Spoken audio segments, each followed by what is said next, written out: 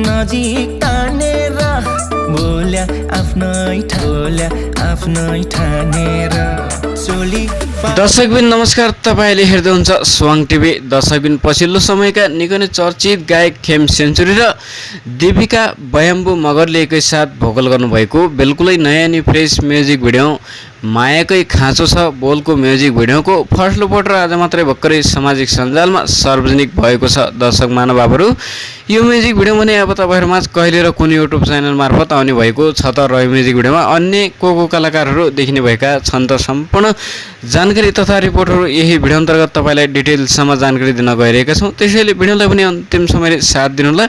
यदि तपाईहरु हाम्रो स्वाङ टिभी च्यानलमा नयाँ हुनुहुन्छ भने हाम्रो स्वाङ टिभी च्यानललाई सब्स्क्राइब गरी बेल आइकन घण्टी पनि अवश्य थिचिदिनुहोला ताकि हामीले प्राप्त गरेका यस्तै नयाँ अपकमिङ सङका रिलेटेड जानकारीहरू तपाईको मोबाइल सेटमा सजिलैसँग उपलब्ध हुनेछन्। दर्शक महानुभावहरू, यो म्युजिक भिडियोमा डाइरेक्सन रहेको छ पछिल्लो समयका निकै नै चर्चित डाइरेक्टर रामजी लामिछानेको यो म्युजिक भिडियोमा डाइरेक्सन रहेको छ भने त्यसैगरी यो म्युजिक भिडियोमा लिरिक्स र म्युजिक रहेको छ डीआर माधव पराजुलीको यो म्युजिक भिडियोमा लिरिक्स तथा म्युजिक रहेको छ भने र यो म्युजिक भिडियोमा मुख्य शीर्ष भूमिकामा अभिनय तथा रोल रहेको छ पछिल्लो समयका निकै नै चर्चित अनुहार जोडी प्रभात पल ठकुरी र आसमा विश्वकर्माको यो म्युजिक भिडियोमा मुख्य शीर्ष भूमिकामा अभिनय तथा रोल रहेको छ।